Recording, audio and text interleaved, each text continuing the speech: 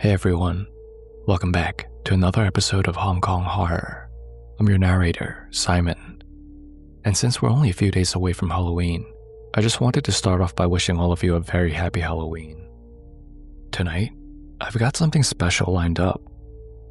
In the spirit of Halloween, I'll be teaming up with an amazing horror narrator you might already know, Jay Nightmares. If you haven't checked out Jay's channel before, I've linked it down below. Definitely give him a listen after this, as he does a great job at narrating horror stories, mainly from Japan. For this special episode, Jay and I will be tag teaming to bring you a few terrifying stories to set the mood for Halloween night.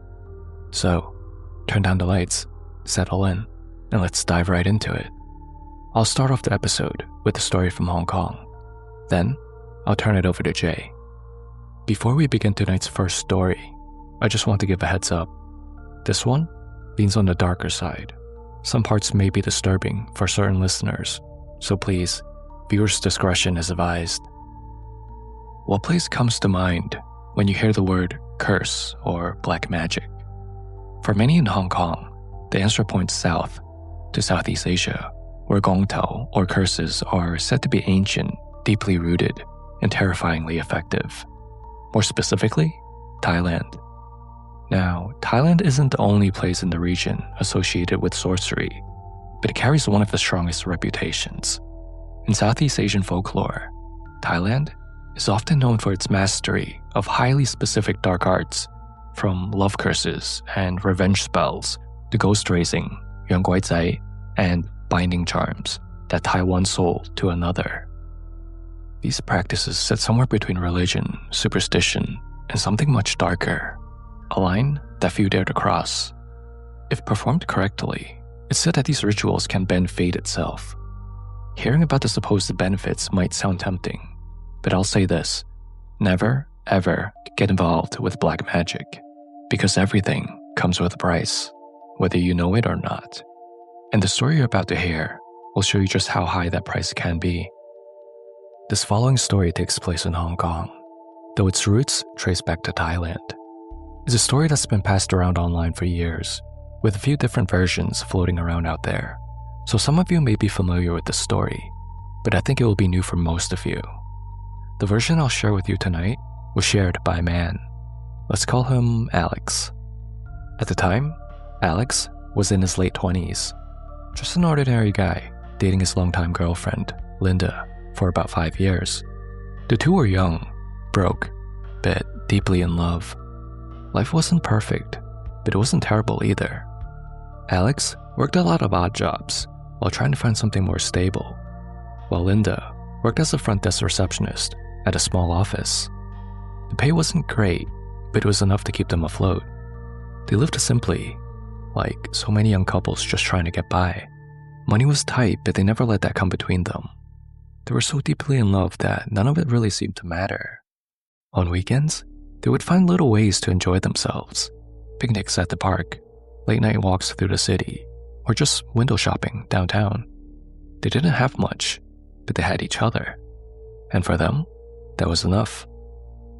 One day, Linda started feeling really tired. Not just work tired, but actually physically drained. And from that moment on, everything started to change for the worse. So, she decided to go in for a routine checkup. Just something to rule out the stress or low iron, she thought. A week later, the results came back. That call from the clinic changed everything. Linda had leukemia. For a moment, the world went completely still. The room, the air, the sound of traffic outside, all of it faded away. It didn't feel real. She and Alex were devastated. The night they got the news, they held each other and cried for hours. The kind of crying that leaves you empty, where there aren't even words left. But when the tears finally stopped, they made a quiet promise to fight it together. Doctors suggested a bone marrow transplant. They tried every possible lead, every name that came up, but none of the matches worked out. In the end, there was nothing they could do but keep trying and hope that she would hold on long enough for a miracle. With no other options left, Linda began chemotherapy. The days blurred together. Hospital visits, medication, the smell of antiseptic that clung to everything. Alex stayed by her side through it all. He gave up most of the side jobs he used to take, only keeping a few freelance projects he could do from home. That way, he could be there for her. He went with her to every appointment and stayed by her side every long night. Months passed. The treatment barely made a difference. Linda grew weaker. Her skin turned pale. Her movements slower. Even walking across the room became a struggle. Desperate for anything that might help, they turned to traditional Chinese medicine. Friends told them about a well-known physician, someone that people whispered about, the kind that can supposedly cure the incurable.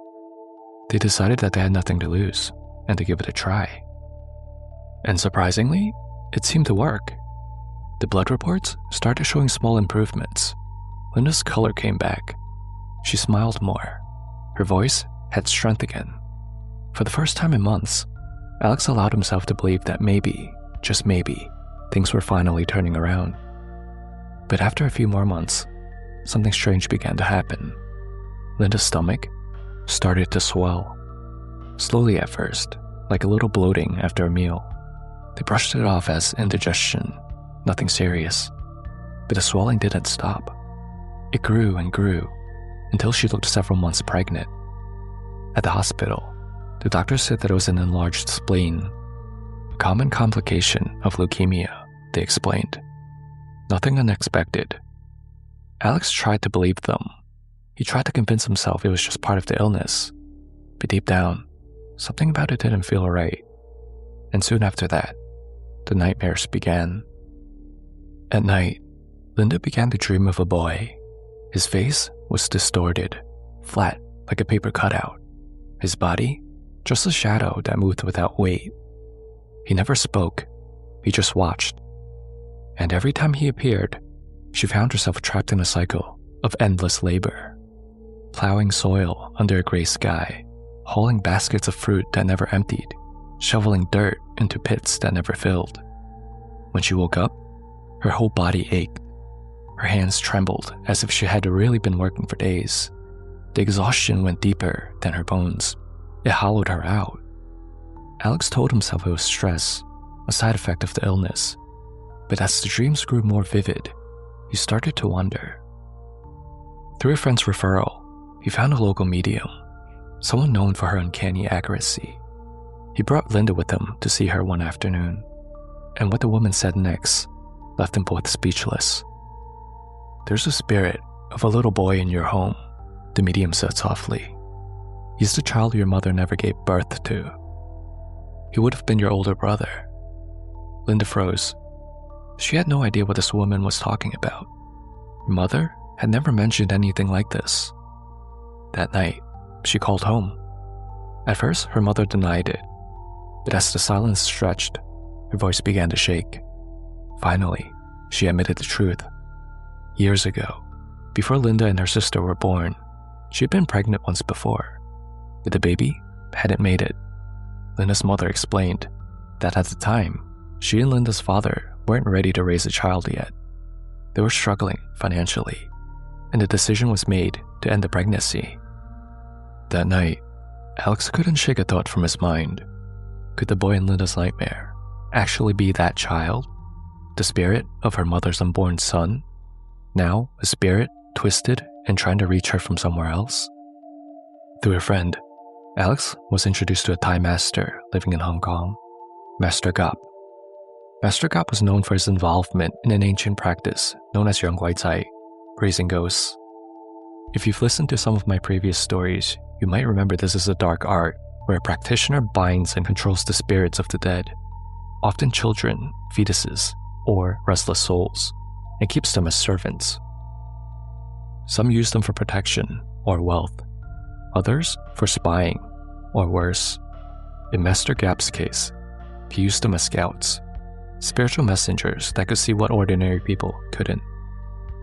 After listening carefully to Alex and Linda's situation, Master Gap performed a short ritual.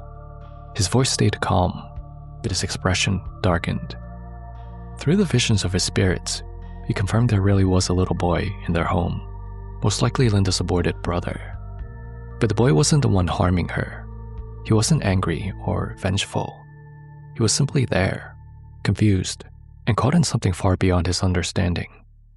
The real danger, Master Gop said, was something else. Something hiding behind the boy's presence, using him as cover. Whatever was behind it didn't want to be seen. Master Gop couldn't yet identify who or what it was, but he promised to help. He prepared the talisman for Linda, drawn with red ink and strange markings, and instructed them to place it beside her pillow that night. Leave it there, he told them. Let it work while you sleep. Come back in a few days. That night, Alex and Linda followed his instructions exactly. They placed the talisman on the nightstand by her bed, and when they turned off the light, the room felt completely silent. That night, for the first time in weeks, Linda slept peacefully. The boy didn't appear. The nightmares, the endless fields, the shovels, the pain were gone. But something new took its place. In her dreams, a woman appeared instead. She didn't force Linda to work. She didn't speak at first. She simply walked beside Linda, through quiet places Linda had never seen before. Endless fields, a riverside under moonlight, grassy hills stretching toward the horizon. They sat together, side by side, watching the fields sway in the wind. The air felt calm, almost gentle. The woman looked to be in her 40s, her hair pinned back neatly, her clothes simple, almost old-fashioned. In the dream, Linda remembered asking her who she was. The woman didn't turn to look at her. She just answered quietly, "Miss Chen." There was a long pause. The sound of the wind seemed to grow louder. Then, without moving, the woman spoke again. "This was not meant for you. I know you are innocent, and I'm sorry for what's happened. You are innocent, just like my daughter was. I'm only here to collect my debt." And with that, the dream ended. Linda woke up suddenly, her heart racing. The next morning, she and Alex went back to see Master Gop. With the talisman now in place, Master Gop's spirit children, his Guaizai, were able to see more clearly, and the truth began to surface. Back in the 1960s, there had been a family, the Chens. They were wealthy traders in mainland China. One night, Linda's father and several of his friends kidnapped Mr. Chen, forcing him to smuggle them across the border into Hong Kong. Afraid of being caught and punished for it, Mr. Chen fled with his wife and young daughter. But the journey didn't end well. Mr. Chen died while they were on the run. Not long after, their daughter also passed away. Finally, Miss Chen, shattered by grief, took her own life. For decades, her spirit wandered, consumed by rage, unable to find peace. She searched for the man who had destroyed her family, and when she couldn't find him, she found his daughter instead. But that wasn't the worst part. What Master Gop revealed next turned Alex's stomach. He said that Linda's own father had used Gong Tao against her. Gong Tao is pretty much Cantonese for a curse. To protect himself from Miss Chen's vengeance, he had turned his own daughter into a shield, binding her life essence as the vessel of his curse. Master Gop explained that this wasn't ordinary sorcery. Whoever had helped him was a master, someone who knew how to split a curse up into two halves, one bound the victim, and the other sealed inside a physical object. That object, a talisman forged decades ago, was the key. As long as that talisman remained intact, the curse could never fully be broken, and Linda's father was probably the only person who knew where it was hidden.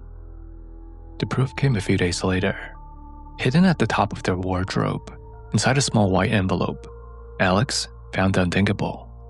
Inside were strands of Linda's hair, clippings of her nails, her birth details written out on yellowed paper, and an old earring she had once lost years ago.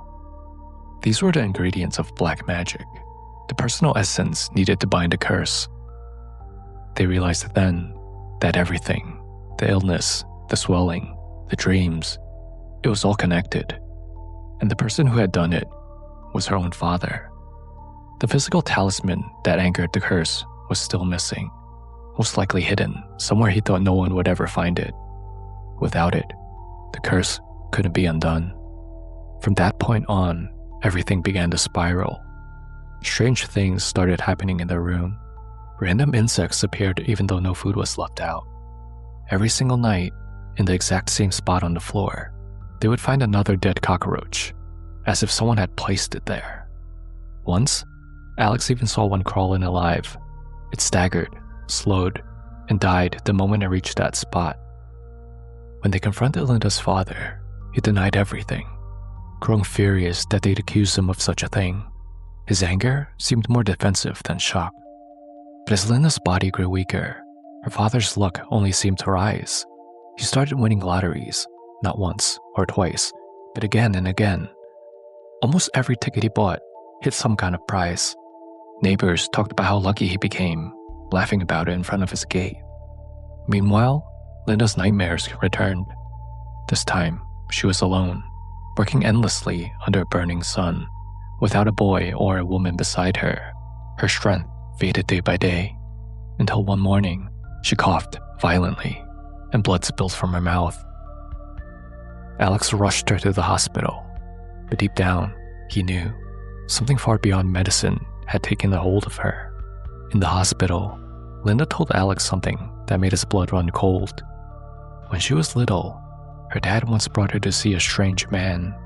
The room had been dark, lit only by a single lamp. She remembered incense smoke hanging in the air, and the man, murmuring words she couldn't understand. He had tied something around her wrist. Her father told her it was a blessing, a ritual for protection. She believed him. He was her dad. But now, lying there on the hospital bed, the memory felt different. Alex's expression hardened as she spoke. Whatever this curse was, it seemed that her father had set it in motion long before any of this began. Despite all of Alex's efforts, the talismans, the prayers, the sleepless nights, Linda's body couldn't hold on any longer. When the doctors called for her family, she broke down crying because she finally understood the people who should have protected her were the ones who had betrayed her. Linda didn't survive. So, what do you guys all think happened here? Please pause the video here so you can share your thoughts in the comments below. Alright, so what do I think happened here from a Chinese cultural perspective? This one is a very heavy one, and it goes pretty deep, so I'll try my best to break it down from my perspective. But before I dive into my breakdown, I want to start off with what I think will happen to Linda's father for his heinous actions against his own daughter. I know many of you are probably disappointed that he didn't get the punishment he deserved, but in Chinese belief, particularly Buddhist-influenced thought, every action carries karmic consequences. A heinous act, especially one involving cruelty, betrayal, or harm towards others, especially your own family, creates extremely heavy negative karma, all-yip. That karma isn't instant, but it will always return. It might manifest as illness or madness before death, or misfortune that destroys his remaining descendants. In other words, his own fate and that of his own lineage would become cursed or doomed to misfortune until balance is restored. After death, he would face Himlowal, the king of hell who presides over the 10 courts of Diyu. Each court deals with a different type of sin, and his punishment would depend on what he did. For acts of extreme moral corruption, especially harming kin or committing spiritual transgressions, he would likely be judged in one or more of these. The 5th court, son of the king Yama, for betrayal and moral crimes. The soul is dragged by Otomamin, ox head and horse face, and thrown into boiling oil or flayed alive. The 7th court, for destroying family harmony, punishment in the mountain of knives. Or the 10th court, where his final reincarnation would be downgraded to the lowest life form or denied rebirth entirely. Wing Batsu Sung, never to reincarnate. In many folk beliefs, such souls become wandering ghosts, 孤魂野鬼, eternally starving, unable to find peace or return home. And now, let me move on to my breakdown of this story. From a Chinese cultural and Taoist Buddhist lens, using gong tao, or any sort of black magic, to manipulate fate is considered extremely taboo because it interferes with the balance of heaven, earth, and man. Tin Dei Yan. Gong tao, curses, represents the extreme of selfish intent, bending karma to benefit oneself, usually at the cost of another. By sacrificing his own daughter as a spiritual shield, the father violated moral order. In Chinese moral philosophy, betraying your child for personal gain is an unforgivable act that disrupts the natural flow of virtue. Spiritually, the cosmos does not ignore that. The father's actions would accumulate heavy in karma, so in essence, his good fortune, with his lottery wins and success, it's only temporary. A borrowed blessing, paid for with his daughter's life essence. In time, this kind of karma always settles the debt. I personally think that he's on borrowed time, now that he's no longer shielded. What about the spirit of Miss Chen, the woman in Linda's dream? I think this is a classic example of yin debt and the cycle of vengeance. Miss Chen represents the concept of Yunling, a vengeful spirit born from deep injustice. In Chinese ghost lore, spirits like her don't move on because the resentful energy outweighs all other emotion. However, notice how she tells Linda, "You're innocent, just like my daughter was." That line shows moral awareness. She's not a mindless ghost. She's still bound to retribution, but she recognizes innocence. Her haunting is not a personal revenge, but a settling of a karmic debt. By harming the Chen family in life, Linda's father created an energetic bond between their bloodlines, a yin debt. When he later tried to shield himself with Gong Tao magic, that debt didn't disappear. It redirected to the next of kin, Linda. From a spiritual logic perspective, Miss Chen didn't choose Linda. She was drawn to the karmic thread connecting her grievances with her father's bloodline. I also want to touch on the raised ghost concept, 冤鬼仔. Master Gop's practice of 冤鬼仔 is something often whispered about in Hong Kong and Thai Chinese culture. It's a morally gray art, but not always evil, but dangerous because it manipulates yin energy and the natural cycle of death and rebirth. His guizai, spirit children, act as spiritual scouts, but in Buddhist terms, controlling wandering souls instead of releasing them creates karmic imbalance. Even though Master Gop helped, his role symbolizes how humans meddle with forces that are supposed to remain unseen. I've covered this topic in prior episodes already, so to avoid being repetitive, I won't go too much deeper on this practice. What about the spirit of Linda's brother? The medium, and later Master Gop's spirit scouts, both confirmed that the spirit of Linda's unborn brother was genuinely present in her house. But he wasn't hostile, he was used. In many black magic systems, Tai Gong Tao included, using the spirit of a fetus or a stillborn child amplifies the potency of a curse, because such spirits are caught between worlds. They have no karmic anchor, no reincarnation yet, and thus can be bound more easily. So Linda's father, most likely either knowingly or through the original ritual, bound his own unborn son's spirit as part of this curse's construction to anchor it to the bloodline. That's why the medium said that the boy was not malevolent.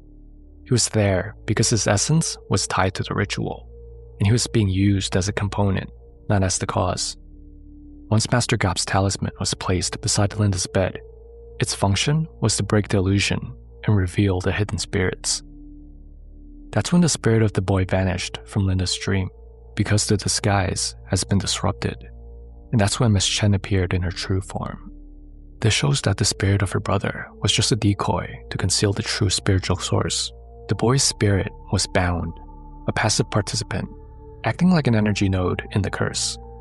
The real force behind the haunting was Miss Chen, whose vengeance has been redirected to Linda through her father's dark ritual.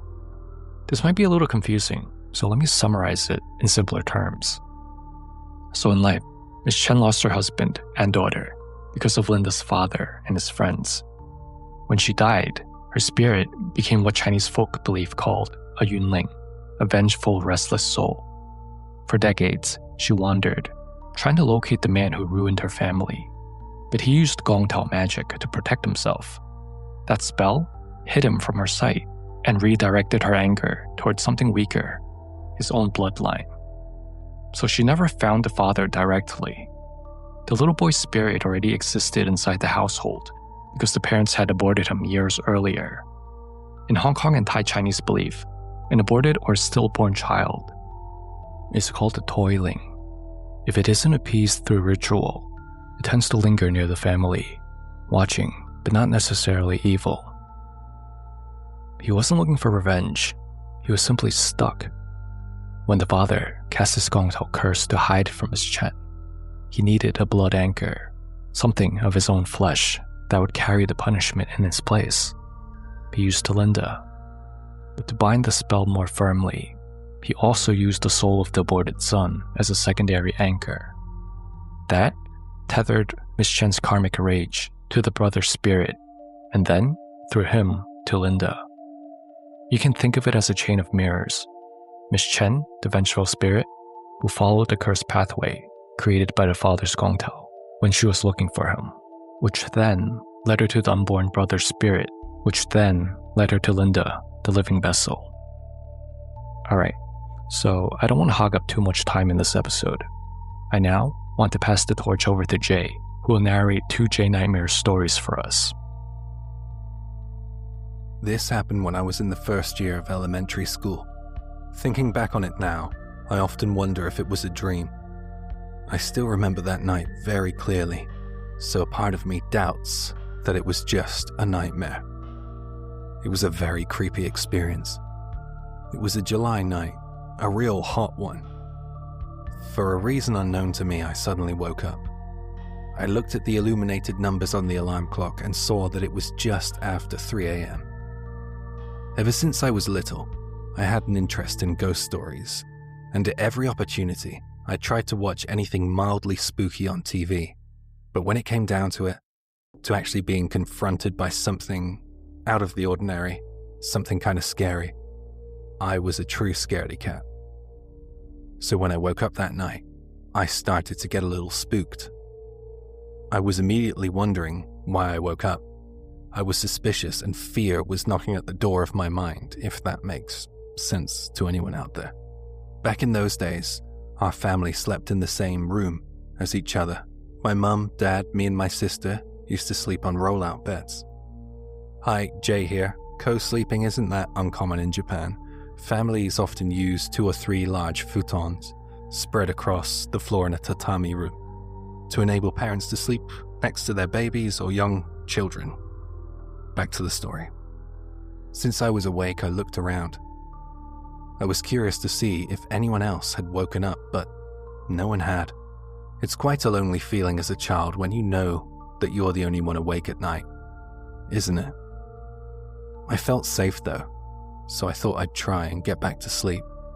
I shut my eyes in preparation for sleep, but after a few moments of them being shut, I heard something.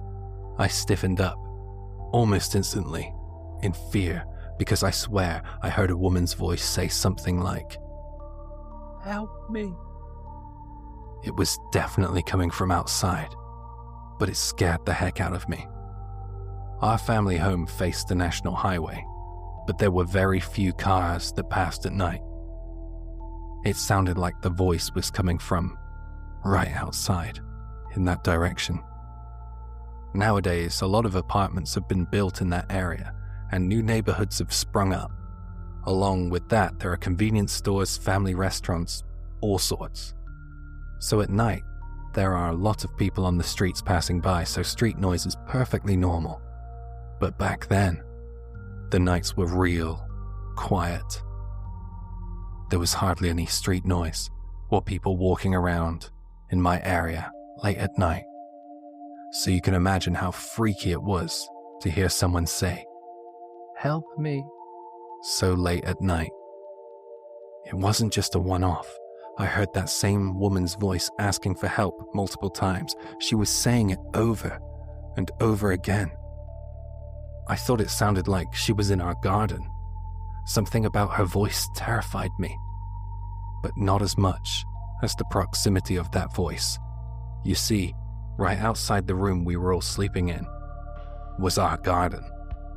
If I was to open the sliding door, all I would have to do was walk down the narrow and short hallway, and I would be at the door to the garden.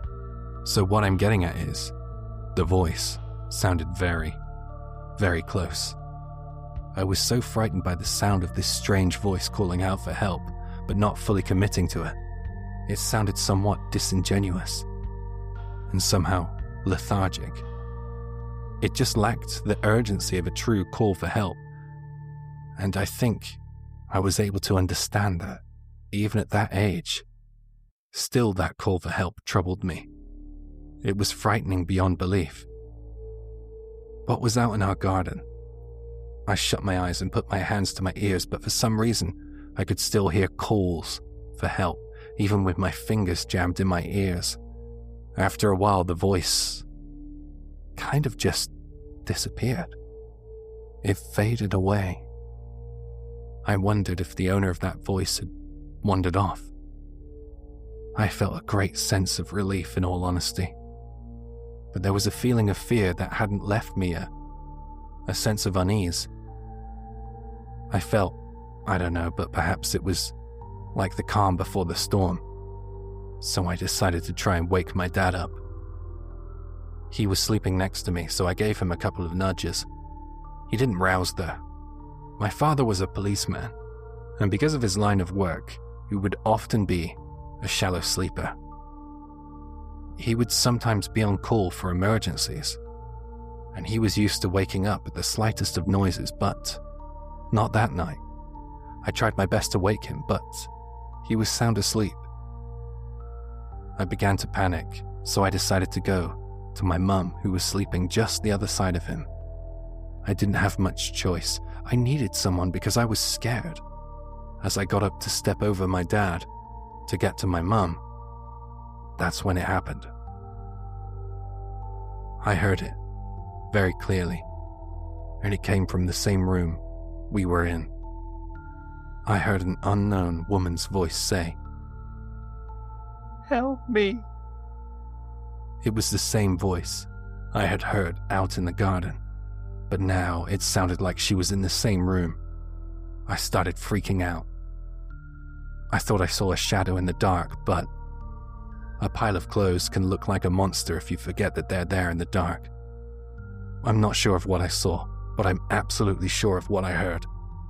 I screamed the house down. I was utterly terrified. I think I actually lost consciousness after that.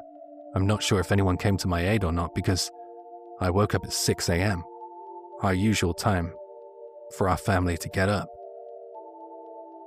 At that time, because no one said a word about it that morning, I decided to blame it on a nightmare. I had trouble sleeping for a long time after that, but that woman who wanted help never came back. I wonder if it was a dream? I'm not convinced though. I feel as if some kind of wandering spirit came to me that night because I was awake. Whatever it was, I'll never forget it. That memory has haunted me for years.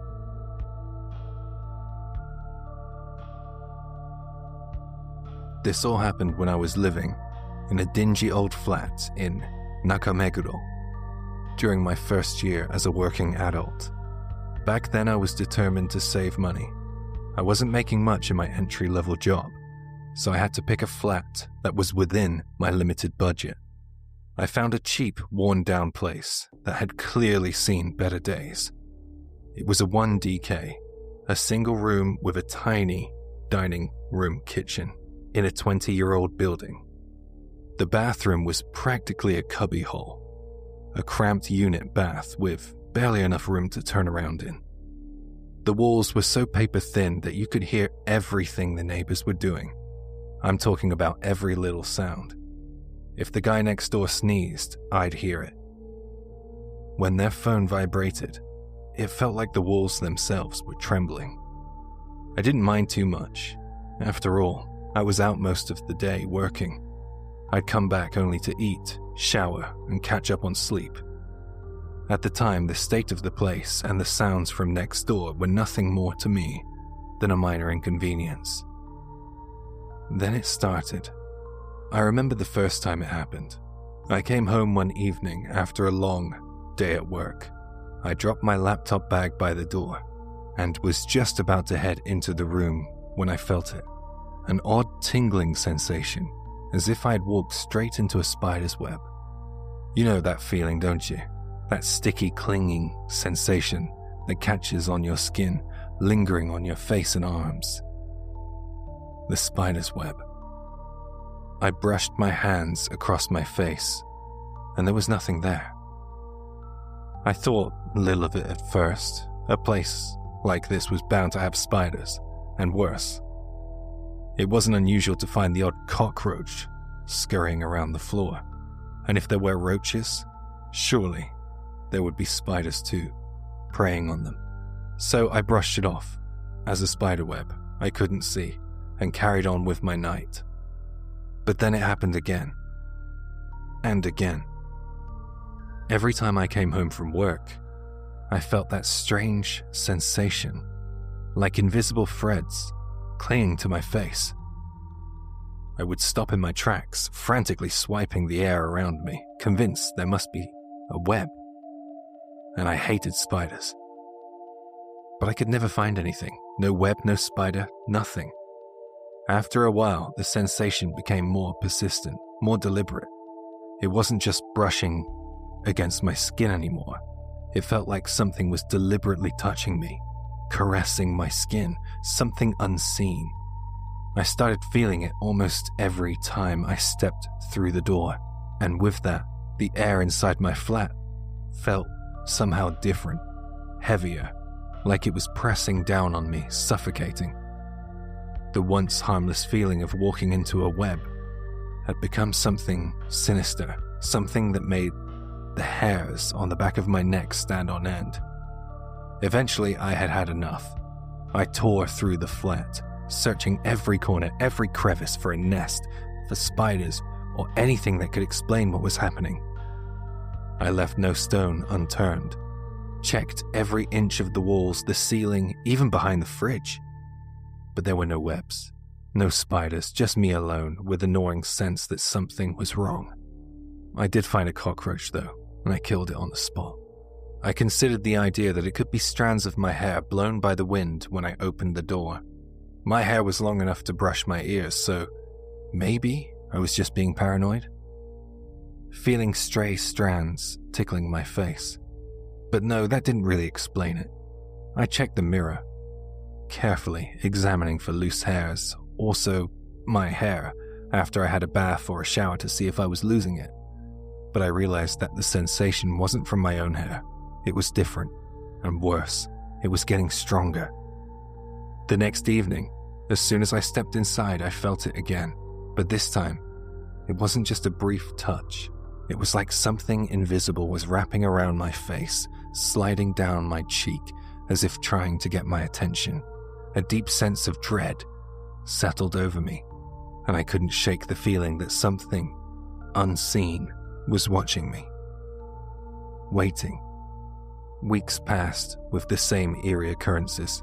Then one day, in a desperate attempt to take my mind off of the flat's suffocating atmosphere, I invited two of my colleagues, let's just call them A and B, over for drinks.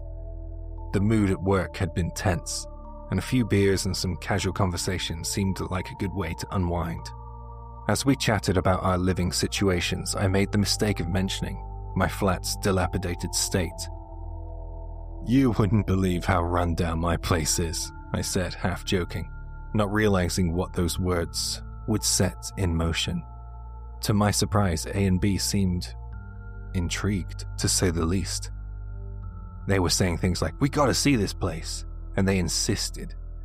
And before I knew it, we were stopping by a convenience store to pick up some drinks and snacks, and then heading back to my flat. When we arrived, I saw A's eyes widen with surprise. "It's even worse than I expected," he said, laughing, clearly amused by the sorry state of the building. It kind of annoyed me, so I gave him a playful shove and said, "Shut up." I unlocked the door and I invited them inside. But as I held the door open, I noticed B standing there, frozen, his eyes locked on the entrance to my flat. He wasn't just staring though. He was completely spaced out, as if something had shocked him. So I say, "B, you coming in or what?" And he barely responds.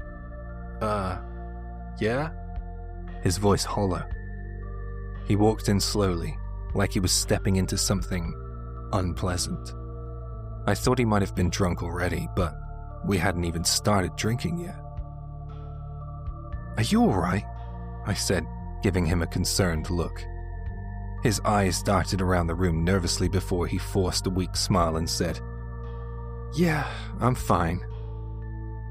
But there was something off about him. His movements were stiff, awkward, like he was trying to keep his balance, like something was bothering him. We sat down and drank, though the mood was strange from the start. A and I cracked jokes, and we talked about work, but B remained quiet, barely saying a word. He kept glancing around the room, as if expecting something to leap out at him. I tried to ignore it, but the uneasy atmosphere was starting to get to me. Eventually, it was time for them to leave. We called a taxi, and while waiting for it to arrive, we stood outside to get some fresh air. B had been acting strange the whole night, and I couldn't shake the feeling that something was seriously wrong. I walked them downstairs and waited with them for their taxi, and then, out of nowhere, B asked, "Is your flat an accident property?" "What?" I blinked, confused. "No, I don't think so. Of course not." B's face was pale. "There's a woman there. She hanged herself." A and I stared at him, completely stunned. A let out a nervous laugh, almost choking on his cigarette. "You can see that sort of thing?" he asked, incredulous. B nodded slowly, his eyes dark. "I don't always see them, but when I walked into your flat, I saw her. She's been hanging there the whole time." I felt my blood run cold. "Why didn't you say anything earlier?" I demanded, my voice shaking. I was angry. But was he just making it up? Or was he onto something? "I couldn't," he said in response, his voice barely above a whisper. "She was staring right at me. If I said anything, I was afraid I'd be cursed. She seemed so hate-filled." "Where the hell did you see her? I need to know." I blurted out. "She was hanging just off of the ground by the front door. I guess that's where she ended things," he muttered. The moment he said that, everything clicked. The sensation of the spider webs, the constant feeling of something brushing against my face. I realized it wasn't a web. It was her hair. I had been walking through her hair every time I entered my flat. There was this coat hook on the back of the first internal door as you step into the flat. It was practically hanging out of the wall. It was an old brass, really strong one. I now know why it was almost out of the wall. The realization hit me like a wave of ice, and I felt the blood drain from my face. My legs went weak beneath me. "Why the hell would you tell me this now?" I shouted. I felt the panic rising in my chest. "You're leaving and I'm going to be stuck there alone." But before they could respond, the taxi pulled up. A gave a sympathetic smile. "Good luck with that," he said, as if it were some joke. And while B raised his hand in apology, they both climbed into the cab and drove off, leaving me alone with my thoughts. I didn't waste any time. I grabbed the essentials and I fled to a nearby all-night manga cafe. I spent the night there, From that moment on, I knew I couldn't bring myself to sleep in that flat again. I started searching for a new place immediately, bouncing between A and B's flats, and different cafes until I found somewhere else to live. When moving day finally came, A and B helped me pack up and leave that cursed apartment behind. I didn't care how cheap it had been. I would never step foot into that place again. Years have gone by, but I was reminded of my experience a few months ago. I had some business back in Nakameguro, so out of curiosity, I wandered past the old flat, wondering if anyone had moved in. The building still stood, still as decrepit as ever, but I noticed an umbrella propped outside the door of the apartment I used to live in. Someone was living there now. I wonder if they've felt it yet, the spider's web, or if they've seen her. But none of that's my concern anymore, is it? And that brings us to the end of tonight's special episode. I want to thank Jay Nightmares for coming on and lending his voice in tonight's stories. I wish you all a very happy and spooky Halloween. Stay safe and have fun.